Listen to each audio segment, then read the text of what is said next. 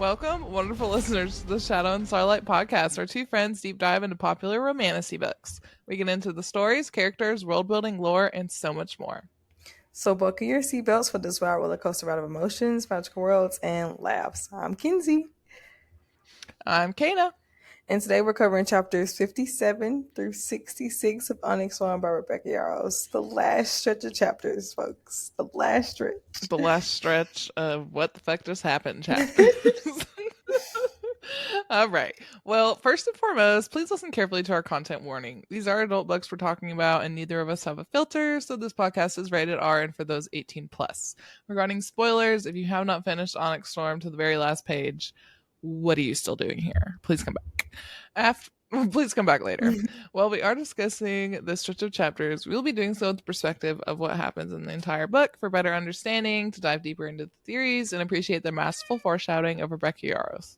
So going forward, all episodes on our show will contain spoilers for the whole series in question. Next, if you like what you hear today and want more, please come back next Thursday, and next Thursday, and next Thursday, and next Thursday, and every Thursday after that for a brand new episode.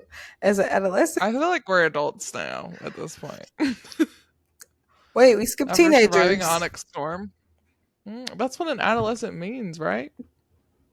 Shit. Right? Oh my god. It's the alcohol. Or is adolescent preteen? I think it's a gray area, to be honest. We're high school graduates. We have our GED in Onyx Storm. Yes. Oh. For some reason, I was like, wait, GED is college. And I was like, wait, no, it's high school. No, it's not. As graduates, high school, in the podcast world, we would love to hear your feedback to better ourselves and expand our book-loving community. Please feel free to give us reviews, reach out to us on social media, and follow us on TikTok, Instagram, and watch us on YouTube at Shadow and Starlight Pod. Yeah, this is going to be an interesting episode. We're both drinking alcohol, and also it's the end of Onyx Storm, so just enjoy the ride, please. Mm-hmm. So I'm drinking a vodka cran. What you drinking? Crown apple. Forgot. With strawberry lemonade. So like it's like she already forgot. A whiskey cocktail. Wow, you sound way cooler than I do. Sound like a basic bitch with my vodka cran. Vodka cran sounds good too, though. This is just like the only thing I had at home that I was actually craving, and I've also been on this whiskey real bad lately. Yeah, whenever I first could legally drink, I would like never know what to get at the bar. Mm-hmm. I was like, I don't want to be basic and order like a vodka cranberry. And now I'm like, cheers. Yes. All right. So a reminder about what we have on our schedule. So we're taking our little spring break to recover from Onyx Storm insanity, and also we have a lot going on in our lives right now, so we're just going to give ourselves a little break that we very, very much need. Yes. So we're going to take this next week off, and then the week after that we're going to have our interview with Sarah A. Parker releasing. We're about to film with her in a couple days, and we are so excited. Oh my gosh. And then the week after that, so Sarah A. Parker interview will release March 20th. The week after that, we're going to dive right into Metal Slinger. We're probably going to do 5 weeks of that, and I am so excited. I cannot wait. Yes. All right. Maybe Rachel Schneider will let us interview her. Hopefully. All right, folks. Time to kick off our episode by Kana leading us across the parapet as she gives us her Shadow and Starlight synopsis, aka her unhinged summary detailing the events of these chapters. I seriously think we should rebrand as the Mispronouncing Shit podcast. No, for real. Because that's all we do. Mispronouncing Mythology podcast. Yes. Okay. It is time for the end of book craziness, so let's dive right in. Violet is reeling after learning her sister was nabbed by her venin twin, while those around her debate who's going to Duchess to most likely never return. Emotions are running high, time is short, and decisions have to be made. With Brennan as lead strategist, how suspicious might I add, they set one objective: kill Theophanie. After a short flight later, the preordained gang touches down on a truly terrifying scene taking form at Drathis. Tyne is strapped down and Mira has a blade to her throat, courtesy of that twat Theo. Violet slides into a lethal killing calm while Theo antagonizes her, hinting at our lightning wielder turning venin before this battle is over. In the nick of time, our big bag distance wielder shows up with Jack, fulfilling their end of the bargain. The problem with venin bargains, though, they aren't super trustworthy. Violet learns this the hard way when Theo slits Mira's throat. Holding her bigger sister and praying to every deity, Violet is trying her best to comfort her. Brennan is failing to mend her open wound, and while this whole shit show is happening, runaway Sloane shows up with Dane chasing after her. Bro, you are literally a first year, but okay, thank the gods you brought a letter from the dude who can see the future. And double thank the gods she's here because she can siphon more power to the traitor. I mean, the mender. Brent. Dane, Izir Atos, walks her through the process, successfully saving Mira's life and causing the whole fandom to scream about the newest and hottest enemies to lovers storyline.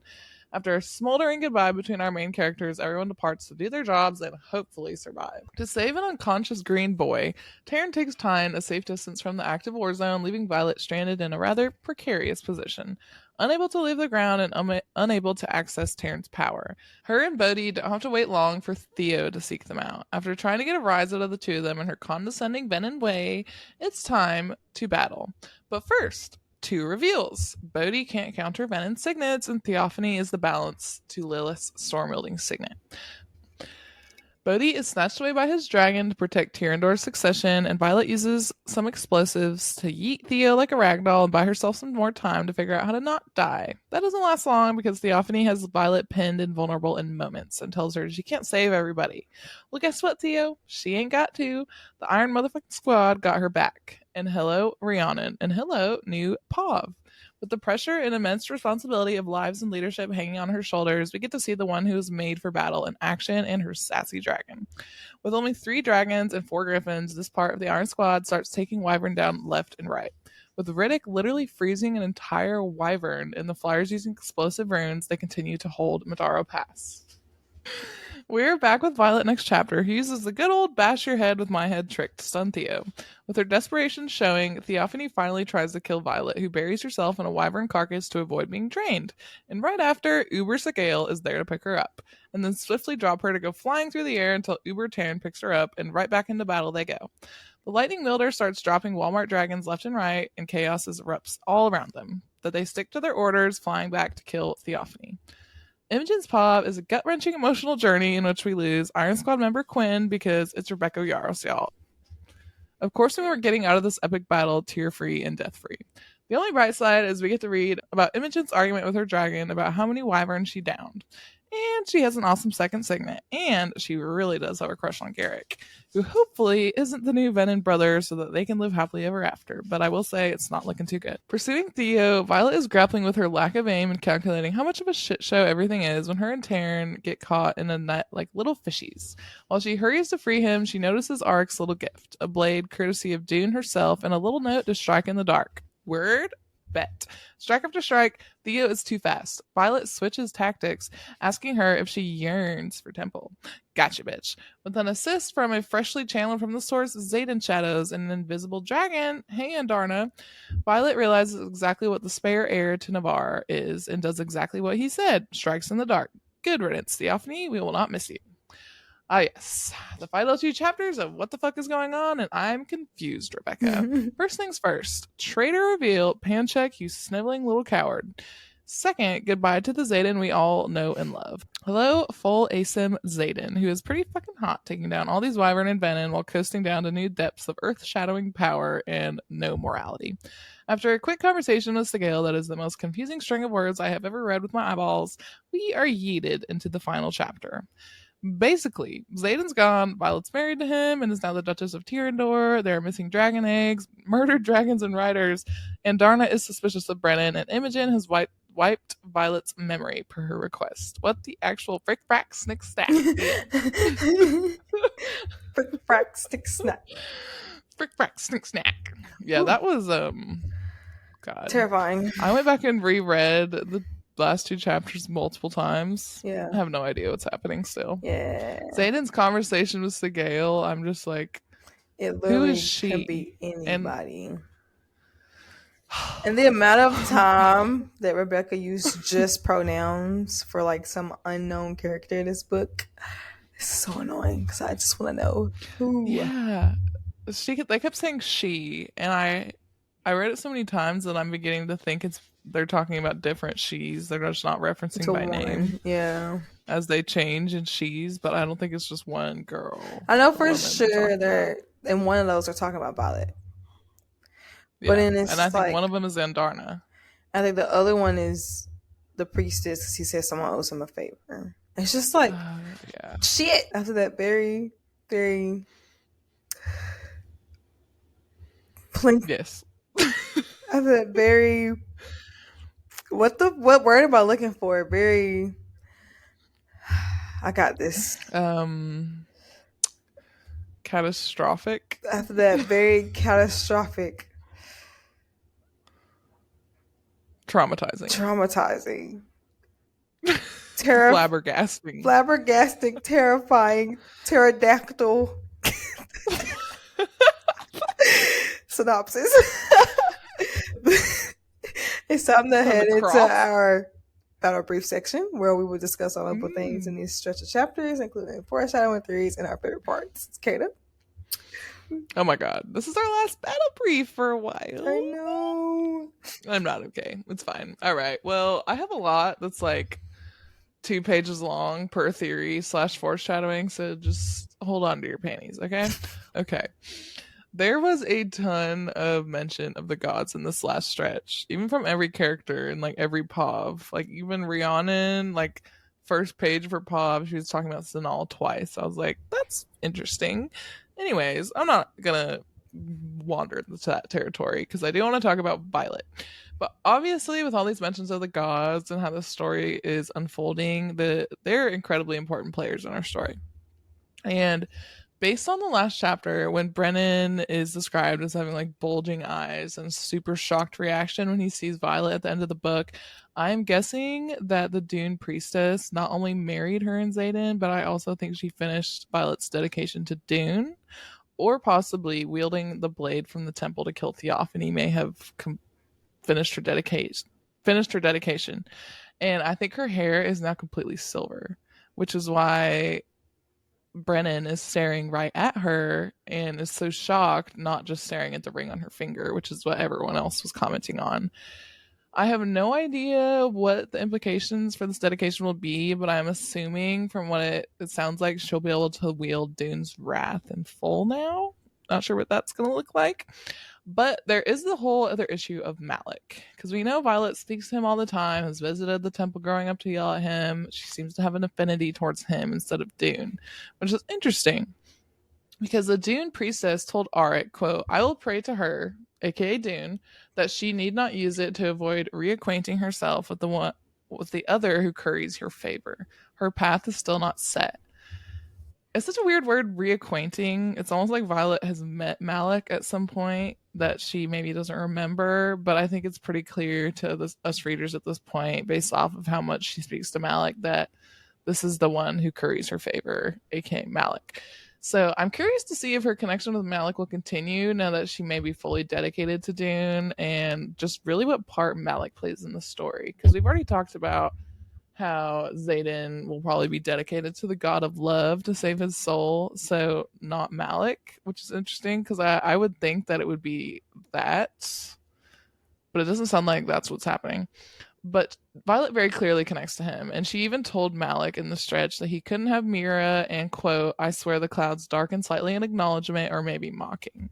So that's just like another mention of Malik, like right towards the end of this book when all this other stuff with Dune and everything else is happening. So I feel like it's very pointed. And I can't really say I have like a solid theory on where this is going to go, but I just think it's very notable to talk about. It's a lot. But that was a lot. I do agree words out of my mouth with some of the stuff. Like what her appearance looks like, what like could look like, after the battle and her being mended and stuff or whatever happened. Because Brennan was looking at her kind of weird, but Brennan is also weird, as we know. You got a solid point there. And also, like, her whole connection with Malik is interesting too, because I always go back to thinking about what Lilith said in her letter or her journal about never being able to forgive Asher for what he did. And it's Mm-hmm. like, what if he tried to like dedicate her to Malik first, and that's why the priestess of doom was like, she has to like pick a path first, or something like that, Mm-hmm. because she already had been touched by Malik. I just don't think we're gonna be able to figure it out until book 4 comes out. Yeah, no. I've spent probably too many hours and minutes thinking about what this all means, especially with the gods. Yes. Well, I want to talk about a little bit about Arik and a little bit of foreshadowing I saw on his behalf. But Mm. of course, we know that Arik's signet is precognition. But I don't know why I didn't find this whole scene weird on my first read. But I found it weird that he was already in Drathis before Tyrion and Violet even got there. And the fact that when he was Mm-hmm. spotted, he was being spotted like flying away from the actual Yeah. conflict, which is very interesting because they do mention like in that scene that he's not one to run away from a battle. So it's like, one, why are you already here before we are? And two, why are you running? With a TikTok, why are you running? Why are you running? Taryn was mad. He was like, "Coward, you're running away." And in reality, he's the one that saved them all, pretty much. No, Loki. Well, I haven't looked at the map to see if it made sense, but I know he went and brought the soldiers from the Isle of Luck. Mm-hmm. So is that where he was going when they saw him flying south to like go retrieve them? Because I don't feel like that makes sense. Because I have in my head an idea of where Drathis is, and I don't think it's south of like where this it says the soldiers landed at some port. I don't think that's south of it, but I'll have to double check the map. I don't know where anything is, so I couldn't tell you. So I've never seen a map before in my life. I look at the map and I forget everything that's on it. So yeah, I don't know. I don't like the general layout. you got Tyrandor, Navarre, the Isles over there. No idea what else is on there. I couldn't even tell you where everything was, but yeah, I kind of agree with you when like I think it was episode before last, when you were saying that Arik might die fighting for the people that he cares about, and die fighting in this war, and his brother might actually take over the crown. And I also seen some just like pretty interesting theories on TikTok about like Arik and Xaden possibly plotting about what happens at the end of the book, and them like people believe that they've been plotting for a while, and I can see that because Xaden's whole thing like is like his secrecy and his shadows, and when he got his second signet, he kept it a secret from everybody. And like if I manifested a signet as powerful as Arik, because I needed it to keep it a secret, because obviously it's something that is really helpful in battle. Yeah, I would confide in somebody who literally is the master of shadow. So I don't know. I can see them kind of plotting, since Arik can see what happened before it happens, and then he also knows how big Xaden is on protecting Violet, and so I can kind of see them plotting. But I don't know. Those are like some of the interesting things I've been seeing online. holy shit! I think they were. Well, okay. I'm later going to talk about why I think Garrick is the new Venin brother against my will. But I just had a thought on, well, I'm sure Xaden would have married Violet anyways, Yeah. maybe. But if Arik and him were plotting and Arik could see the future and maybe saw that Bodhi was the one that turned venin, that would explain why Xaden did the whole thing, like making them get married, so she was the Duchess. So if Bodhi was venin, he's not able to be the next in line. Yeah. So that would explain why they like hurriedly got married by the Dune priestess Mhm. in that missing time. But I don't know, man. Yeah, and it doesn't help that Arik was gone when she woke up too, and he was because then Arik and somebody else was missing with the eggs. What if Arik's the new brother? I feel like I don't know how that makes sense. I don't know. I'm just spitballing over here. I don't think that would make sense if he's able to see the future. Yeah. But also, who knows? Bodhi feels too obvious. Garrick feels right, but then again, like I don't want it to be Garrick. Well, we know a few people are missing when she wakes up, so we got a few people to choose from. There is. Ouch. Few people, few eggs. All right. Well, we're going to talk about my favorite person to hate, which is Brennan, because I think we get solid advice that he really is a traitor. Not advice. We get solid evidence that he really is a traitor. So I am back on my Brennan is a traitor BS. So let's talk about some of the hints we get towards the end of the book. And we're going to first talk about the mysterious mark on his hand. So after watching Sloane siphon from Dane to Brennan, Violet thinks, quote, weird, there's no mark at the back of his neck like he carries on his palm. There hadn't been one on Dane's wrist either. So Naelin was a siphon, just like Sloane, and gave everything to save Brennan, which I think we maybe can all agree that giving everything is probably giving his soul and becoming venin.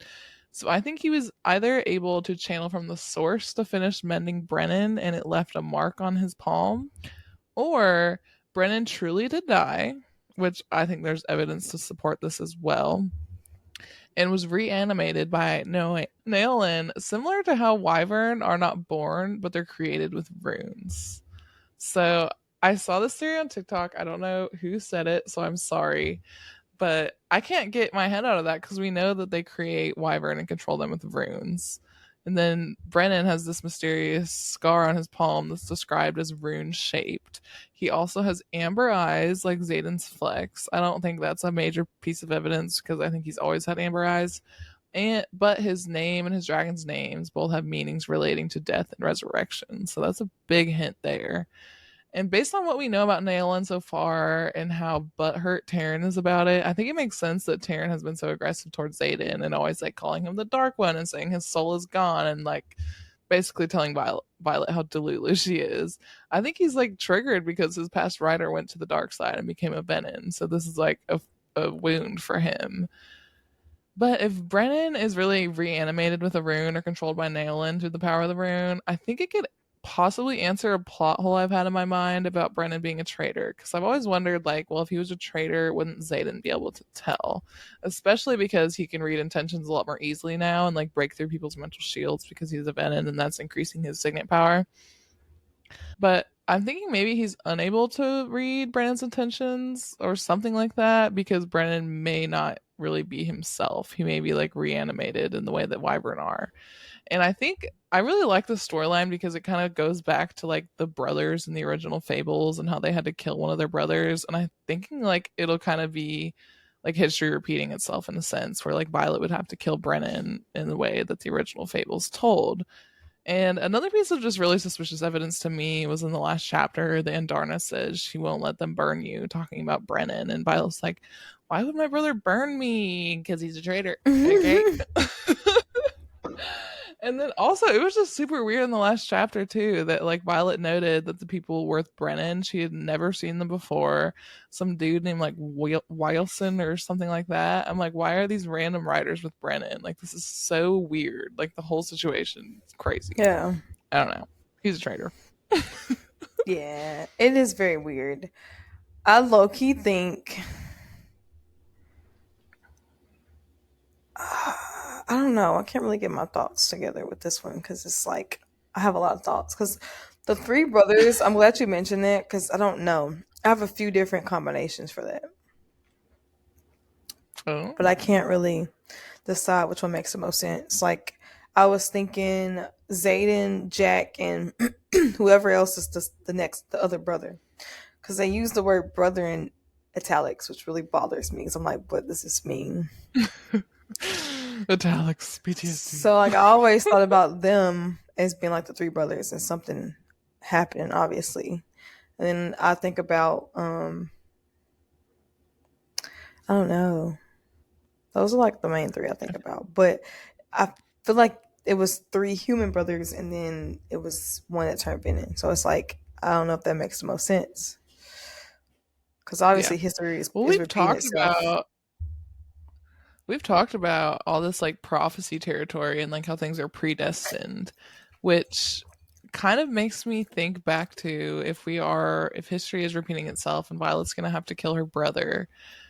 I feel like that makes a lot of sense because we have been discussing in the past episodes how their parents were saying like her and Mira have to trust each other and they have to stick together. And we're like, Yeah. well, what about Brandon? They didn't factor them into the story. Like, what if their parents knew that like history was going to repeat itself in this way? Yeah. Either that or they knew something about Brennan or Okay. I Yeah. don't know. I can see that. It being like sort of brothers in a sense, like siblings, like Mira, Violet, and Brennan. I could see that. Man, talking about all this stuff, I've been like okay, waiting for on like the next book in the series, but talking about all this end book craziness is making me like salivate for it even Yeah. more. I'm like, We have to wait until 2027, which I'll be married by then, and hopefully you'll be a mom. ooh, girl, no. Not about you getting married. You're definitely gonna be married, but I don't know. I've been feeling recently like I need to wait longer.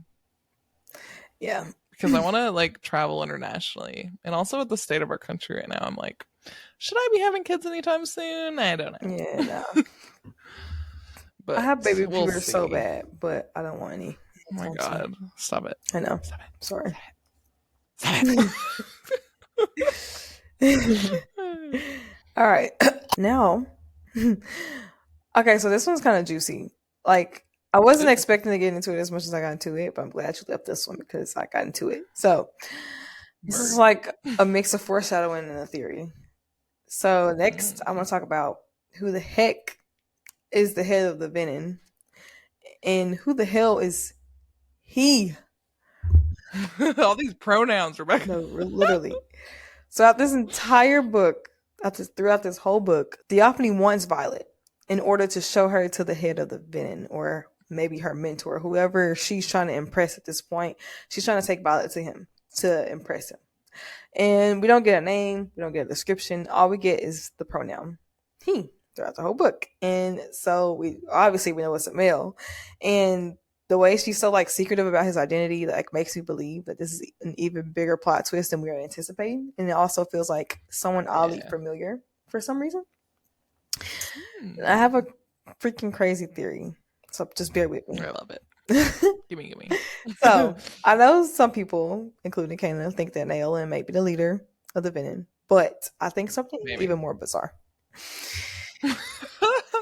So I know that Rebecca Yarros has confirmed that Asher is dead, but there have been multiple instances throughout this whole series where the dead come back to life or as venin. So she even confirmed that like he wasn't. She never confirmed that he wasn't coming back. She never confirmed that, but she did confirm that he was dead. And her exact words were, "He's dead, very dead." But like, could this mean something, or am I reaching? I don't know. Let's get into it. This is what I think.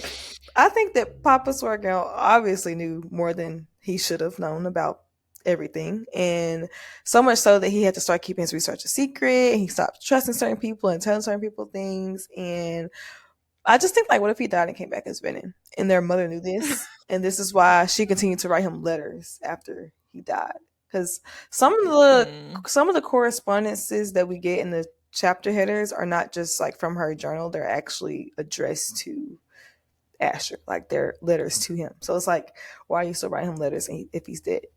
You know, I don't know. So what if the only way to learn about the venin was actually in the Irits was to become one? And like, is he now among the top of the venin, or is he like close to the top, or like, I don't know, he's just a part of that group? And I just like, Theo is just so interested in Violet because her father, I don't know why she's so interested in her, but like, is it because she knows her father? Is her father the mentor? I don't know. She made a comment in this stretch where I don't remember the exact wording, but I like wrote down the book. I was like, is Violet the only lightning wielder? Like, there's no venin balance for her signet. And I was like, is that why she wants her? Maybe for a different reason? I have no idea. I don't know. And then I was asking, like, is that the reason why Theophany wanted Violet's mother because the plan was to bring Lilith to her mentor, but obviously Lilith is Hmm. unalive. So I don't know. Another like thing I thought was like suspect was his name. So I know a lot of people. I don't know what is for certain when it's not. I just know I've been seeing online.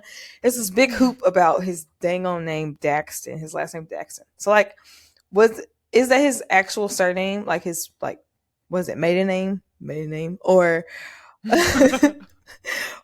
or like did he change it? Was it a fake name or did he actually marry Lilith and took her last name because she was more powerful? Hmm.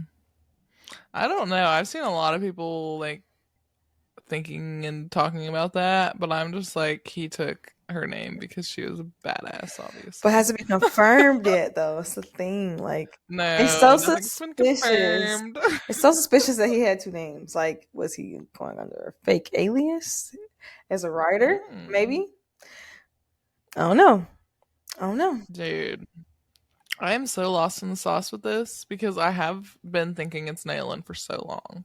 But I was thinking today, like, Nailin wouldn't have been Benin for that long. And here we have people like Theophany, and I think Berwyn is probably really old too, that are Hmm. like centuries old, like have mastered being a Benin.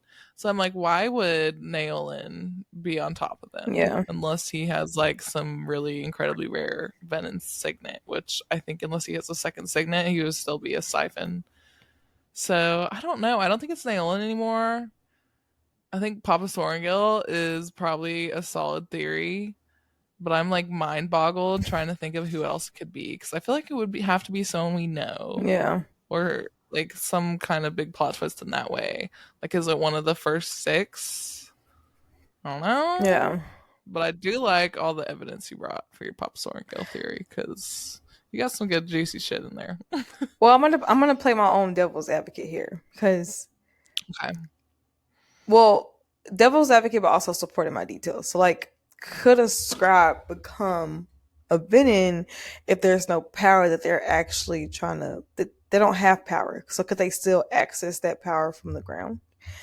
And if the answer is no, then what if Papa Sorgel did use the name Daxon as an alias to become a writer, and kind of like Arik is doing, and he actually can wield? That was wild. That was a wild statement. Well, I think Violet asked Jack, she was like, can anyone turn? And he said yes, but it's easier for riders too, since they Okay, already wield like the flow of magic. so But it I is guess anyone can possible. turn, Okay, I think.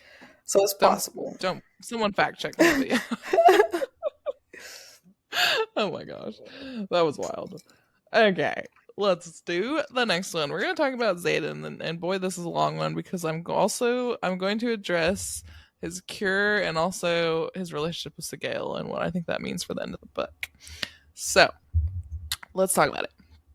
Theophany tells Violet that their kind are like master actors, but like they really don't feel love, which I can believe because Xaden has been on the when he's been on the ice, he's like completely just detached emotionally, and like Violet is obviously able to pull him out of it, but I can see how that is.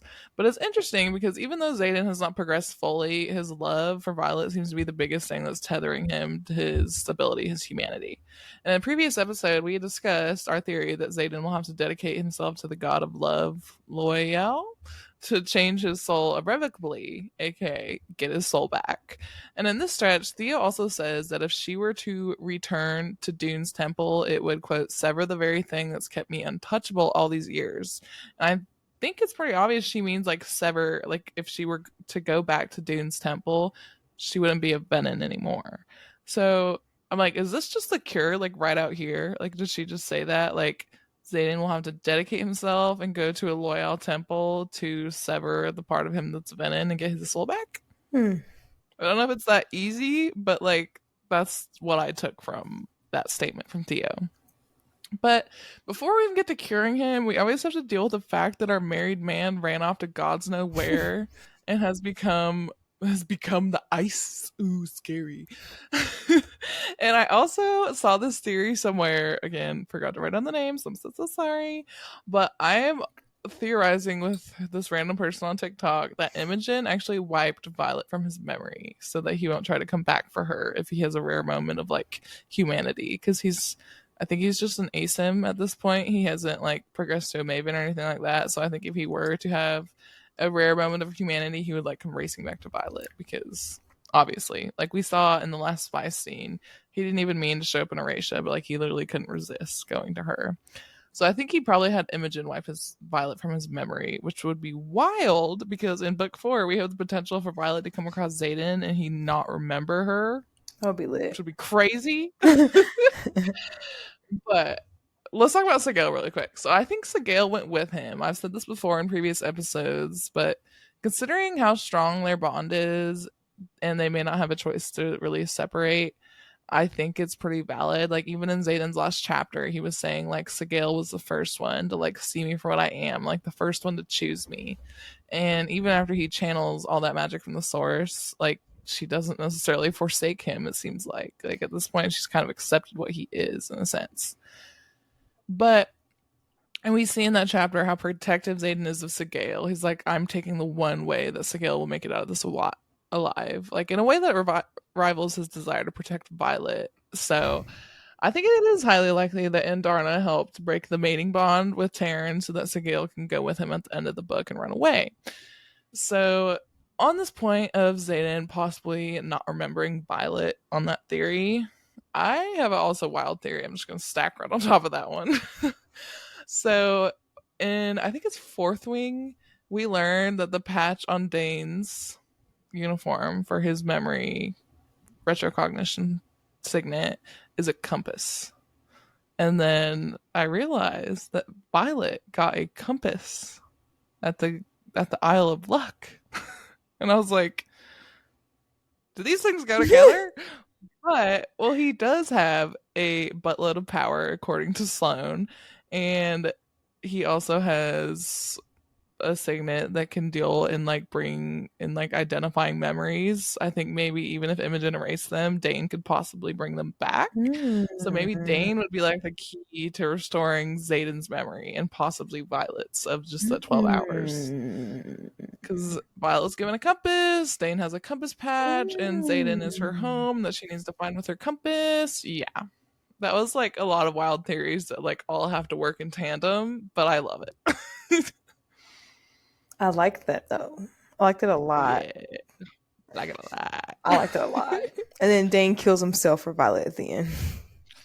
What? I thought you thought he was hot now. I know. I just had to throw you off. I was like, we can't seriously be back to the bare minimum.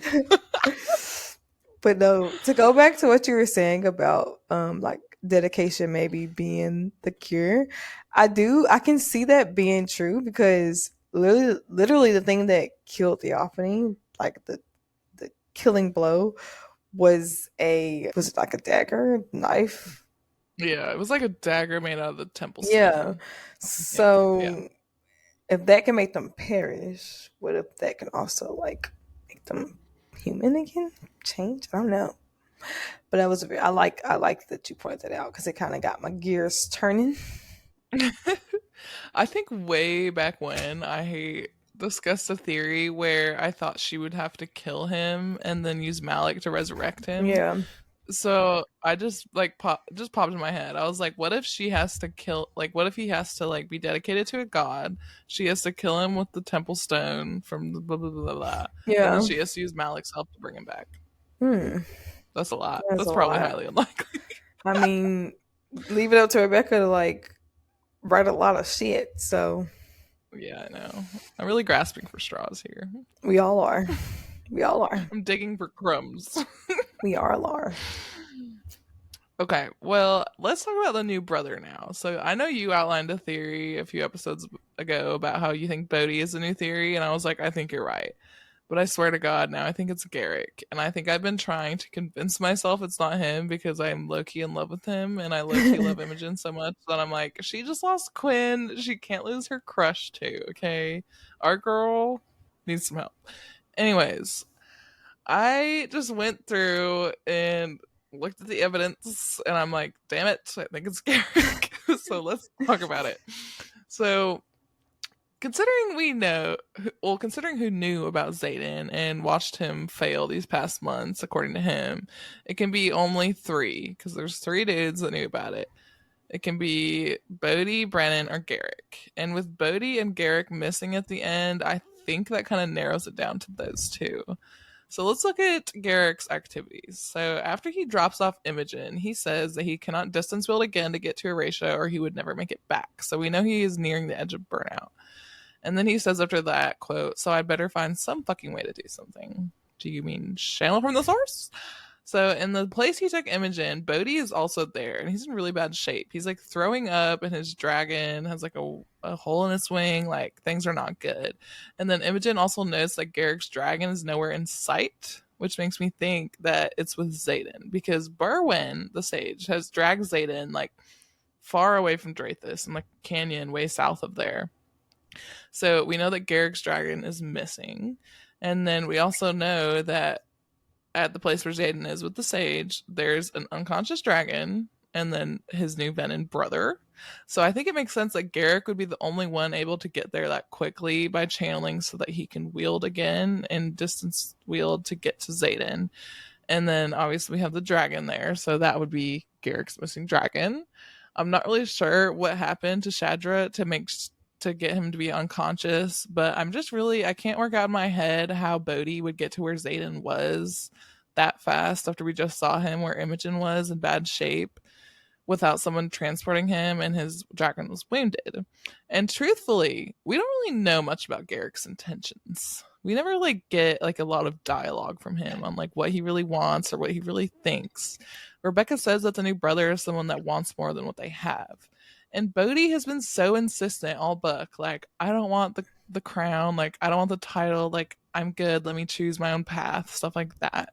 I'm like, maybe we should listen to him because it seems like he is pretty content being who he is. But we don't know that much about Garrick. We know that Garrick was like extra watchful of Xaden during Onyx Storm. Like, yeah, as his best friend. But I kind of like am looking back at that watchfulness as like something we're calculating now. And I also think that Xaden has a closer bond to Garrick than he does to Bodhi, even though Bodhi is technically his family. I think Garrick is like really like his one guy, like that's his best friend, which is why he says he couldn't kill him any more than he could kill Violet.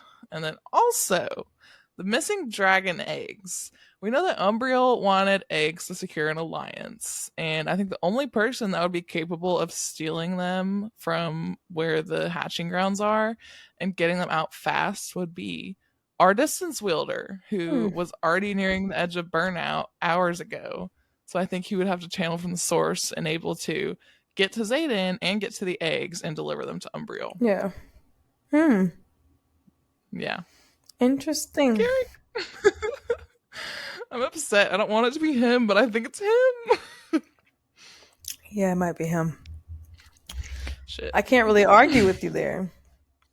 But I feel like the logic is sound.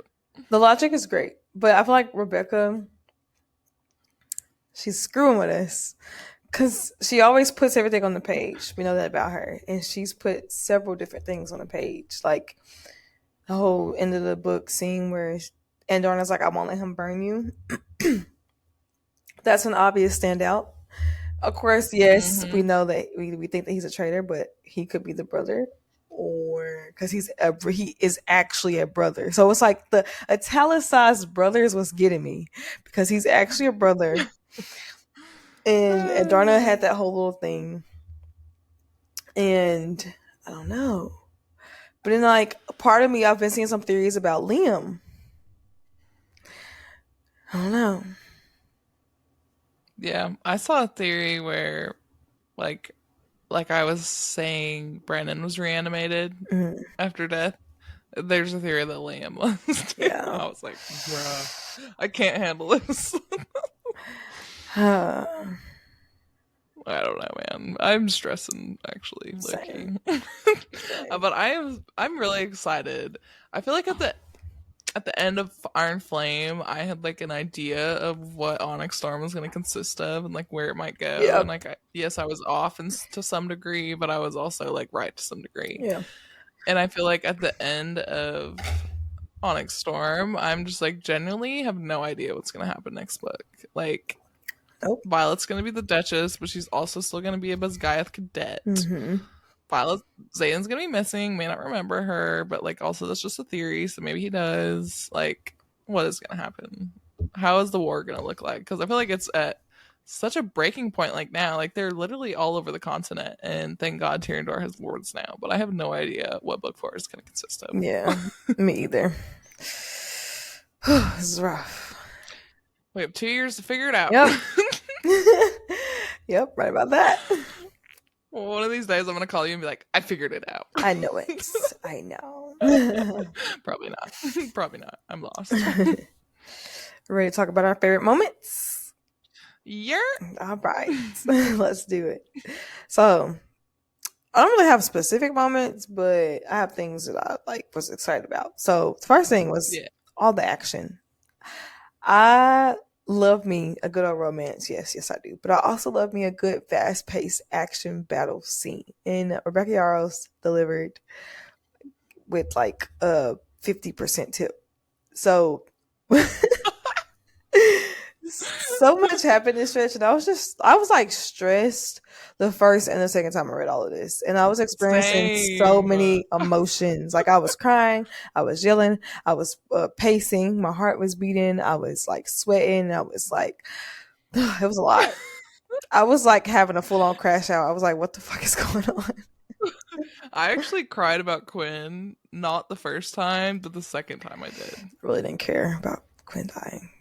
God damn. Sorry. Heart. You're ruthless. I wasn't emotionally attached to her, so like her death was just like, okay. I wasn't either. I think I was attached to one, how cool her signet was, and I'm also super attached to Imogen for some reason. I was just like, it was bringing feels because I love Imogen, and like that's her one person she feels like safe with, and like just gets her. Yeah. I was like, oh my god, it's like losing your best friend, and then that just made me start crying. I'm not that emotionally attached to Imogen either. She's so awesome. Has anybody else called her Jen other than Quinn? I don't think so. That was totally new. Okay. Anyways. My next the next thing I was excited about this book or this stretch was the fact that Andorna came back. Like, hello girl, welcome back. Welcome back. Yeah. I call her Andy in the outline. I thought it was cute. Welcome back to the party, Andy. So I want to know her thought process from like when she left Violet to go with Leothin to her family. Yeah. Like, when was the point you decided to turn back? Yeah. Or like, did Auric go and get her or something because she knew that he would be needed? Yeah. I don't know. Well, only thing I have to say about that is Andorna don't do that shit again. Okay. Love you. Love you, queen. Love you, queen. You're a traitor. We have beef. And the last thing is like High Priestess or Duchess ? Sorry. Yeah. I'm sorry, but Violet is literally that girl. Not only is she the baddest dragon rider to step foot in Basgiath, but she was almost a High Priestess. Like, ma'am, you were almost a High Priestess, and then you became a dragon rider and bonded 2 powerful dragons, and now you're a Duchess. She was born for this.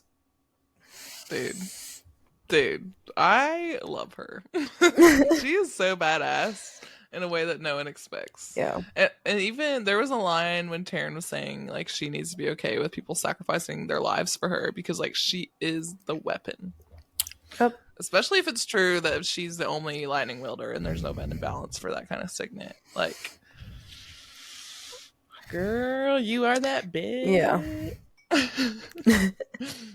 Okay, my favorite part was all the new paws because I was not expecting them. But dude, the scream I scrumped when this writing, when Violet said, this writing, when Violet says, quote, when push comes to shove, I'm not the best of us. She is. And then that's the end of the chapter, and we go right into our first Rhiannon chapter. I was like, dude, chills. But I thought it was funny because my first read, I was in like stress survival mode, and I didn't even realize like she meant Rhiannon. I thought she was talking about Theophanie, like, oh, she's better than I am. Totally missed that part. But on a reread, I was like, oh my god, she's talking about her best friend. That's so cool. And I also love that we got another Xaden bonus chapter, even though I have beef with it. It's so confusing.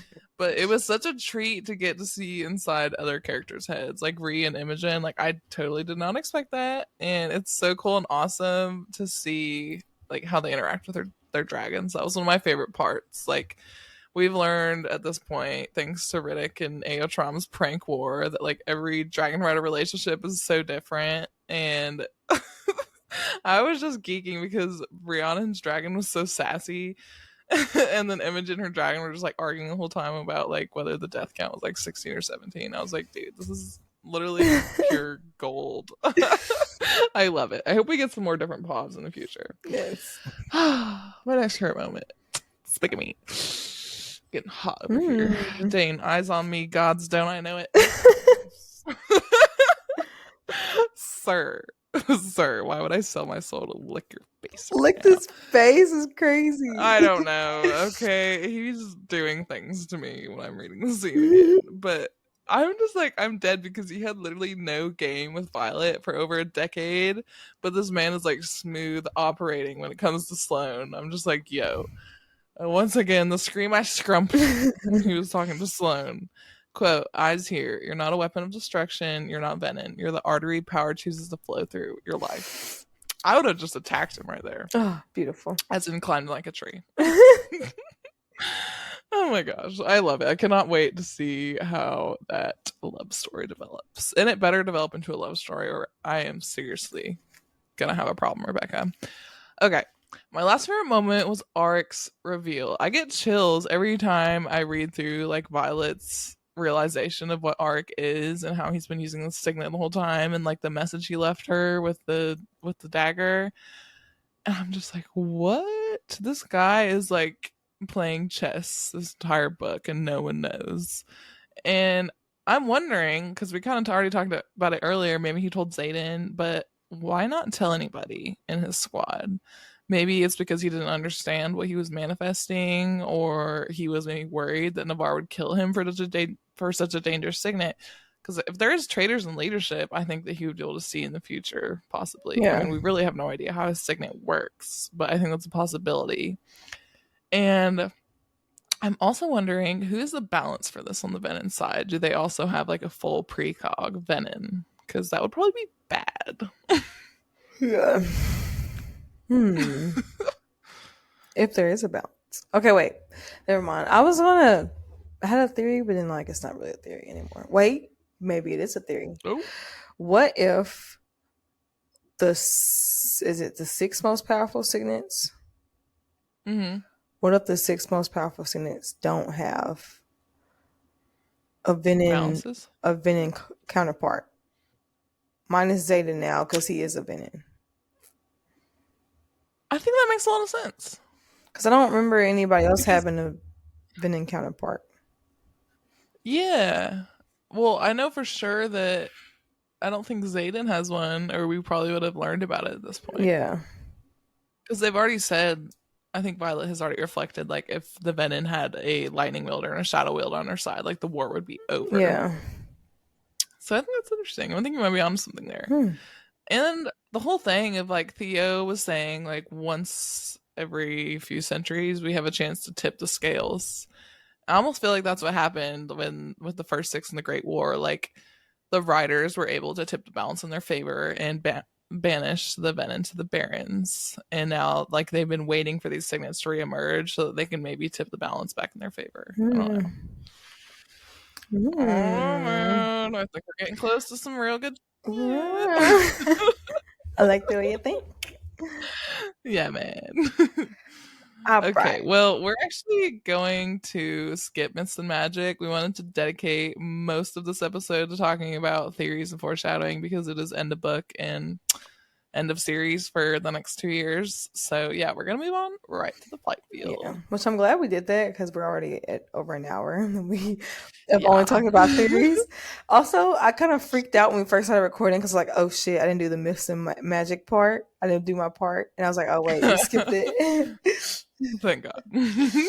But yes. Yeah, it was just too much. Moving on. It's time to head to the flight field where every week Kayna and I would do 2 mini-series unique to our podcast. They won't be the same every week, so keep tuning in for all the fun.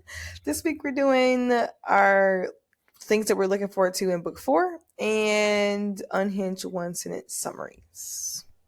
Grr. Okay. 5 things I'm looking forward to out of book 4. So I know I said I think Zagail goes with Xaden, and she'll probably maybe be off page most of next book. I don't know. But I got a little taste of like Violet and Zagail interacting, like mostly just like the lines from Zagail. I was like eating that shit up because I love her. I think she's so interesting. And then we get like one little taste at the end where she like picks up Violet and takes her to Tarn, and they like had a couple lines exchanged, and I just loved it. I want them to interact more. I want them to like team up more. I don't know. I don't know if we'll get that, but I would love to see Sigil and Violet doing their thing together. Second thing, also don't know if it's going to happen because of shit I've already said in this episode, but I would love to see Garrick and Imogen finally getting together, especially after Quinn told Imogen, literally with her dying breath, like, go get your man. And then third, I want to see Andarna take flight with Violet because I think it could happen. I don't know. But that would be really cool. If not that, I just want to see them like scheme together more, because that was like one of my favorite parts of their relationship in this book, because like they were always scheming, like, and Darna would just go invisible and pop up and be like, gotcha, bitch. It was entertaining. And then next, I would love to see Violet dreamwalking into some notable people's heads, aka Melgren. I want her to dreamwalk into Melgren's dream and see what we can find out. I want her to just do like all of Navarre leadership so we can really find out who's a traitor. So I'm most excited out of book 4 to see her dreamwalking signet progress. And I would love to see Riddick Rizmaster keep being an icon and hopefully not die. Nice. When you were talking about her being in Melgan's dream, I literally want her to be in his dream just to scare the shit out of him. Just like pop up, be like, I am your worst nightmare. I am your worst nightmare. Literally. Dude, the drama I would create if I was Violet and I could meddle in other people's dreams. Bro. Like, I wouldn't even be doing it for like a mission objective. I would be doing it just like straight up fuck. Yes. Just scare the shit out of somebody. Oh my god. I hope so. We better get some humor like that. Yes. But okay. So the things I'm looking forward to. Obviously, I'm looking forward to Dane and Sloan romance because, you know, we love a good enemies to lovers. I'm looking forward to more Violet signets. Like Kana said, I want to see her gain more power in her lightning wielding and in her dreamwalk in action. I want to see some of that. And I want to see her dreamwalk into some Venin's head to get answers. I think that would be really kind of fucking scary, but like really cool at the same time. Very juicy. I think, is it Berwyn that keeps showing up in Xaden's dreams? I think so. So is he like the dreamwalking balance to her signet? Maybe because he was very aware that she was in the dream. Yeah, but it doesn't seem like Xaden had the same awareness she did. Yeah, necessarily. I don't know. We'll see. The fourth thing is I low-key want Riddick to find love? Question mark. You don't want him to keep being the player he is? I love him as the player that he is, but we've seen his more serious side this book. So what if this is preparing us? Who would you pair him with if you could? It's nobody we've met so far. Okay, pick someone we've met so far. Who else is Would it be available? crazy if I said Kat? Ooh, Kat. Would it be crazy if Rhiannon? She like hates him. But wait, Rhiannon's like, never mind. She has her own stuff going on. They already boned, didn't they? They did? Or did she bone Sawyer? I don't know. Him and Kat would be hilarious. Like very early. Dude, that would be so funny. Interesting. I don't know. And then the last thing I'm looking forward to is Xaden and Violet like lasting longer than a month without each other. Without her going to Lulu and just yeah. I think this might be the time because she has bigger shit to worry about than finding her man who's not her man, who's her husband. Her man who's not her man, who's her husband. Yes. Exactly. Okay, we're gonna do our unhinged one sentence summaries. Should we alternate? Yes. Okay. My first unhinged one-sentence summary of Onyx Storm. The Iron Squad needs a raise, Mira needs a vacation, Xaden deserves a hug, but also maybe jail, and Violet deserves the Sunavar for emotional distress. Yes, very true.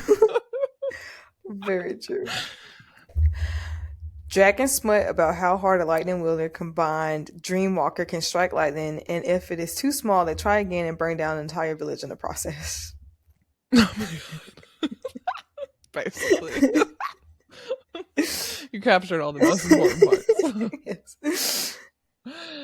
All right. Violet started this book sleep deprived and stressed, and somehow ended up even more sleep deprived and stressed, but now with a royal title and a morally bankrupt husband. Damn. It's true. She always starts out the book so down bad, and then you get to end like it's even worse. Yes. My next one is very short. Sassy Dragon Extravaganza. Yeah. How about something? Yes. And Darna carried. Yes. Once again. I love her. All right. My last one. Navarre sucks. The Iron Squad is carrying the war effort on their backs, and Xaden said, "What if I just didn't have a soul?" And now we all need therapy. Yeah. Basically. Yes. All right. The last one. 3 siblings with mommy and daddy issues that result in fake deaths, delusional love obsessions, and an oddly perfect child? Question mark. Oddly perfect child. You're talking about Violet? Mira. Or Mira? Oh, okay. I was like, Violet's got issues. Yeah, she's the one that's delusional love obsession. Subsessive. Yeah, Mira's doing pretty good, all things considered. Yeah. Just wait until she finally falls in love with her man, Drake, and then their child, Broccoli. Broccoli. Oh my god. I saw this video. It was like this cat that was this little kitten that was standing on its back legs, and it had like his little paw up to his head, and it was like a military drum roll, and it was like Broccoli reporting for duty in book form. Yep. So adorable. Oh my gosh. Okay, well, before we close out our last Onyx Storm deep dive, it's time for one last sparring session. Kenzie and I have prepared 3 trivia questions each to finish out this deep dive, and with today's results, the loser is going to have to do something embarrassing, funny, or silly, or goofy that the winner or you guys as fans can suggest as well. So we would love to hear your feedback, ideas, and participation in this section. Yes. You ready, brah? I'm ready, brah. All right. What was the final number that Ghislaine and Imogen agreed on was Ghislaine's kill count during the battle?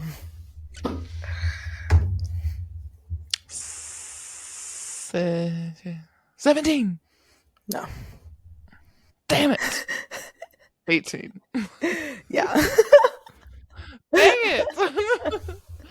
That was a very specific 18. question, you little bastard. Okay. What is the name of the pass that the civilians were exiting Drathis through? How the hell am I supposed to know? I did say it earlier this episode, but... You did? In my synopsis.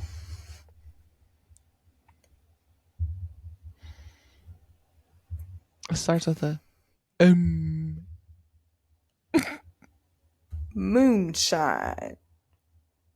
That's an alcohol. It was the Madaro pass. Yeah, hell no, I wasn't gonna get that. Okay. What time was it when Brennan woke Violet up after the battle? 3 a.m. No. What? Really? It was 3 a.m. It was? I got it right? Yes. I was gonna say, I felt like I was very confident in that one. Okay, what nickname does Bodhi use to describe his cousin in this stretch of chapters? Xaden? To Violet. It's a nickname, Okay. not his name. No, I'm saying, like, I was asking, like, are we talking about Xaden?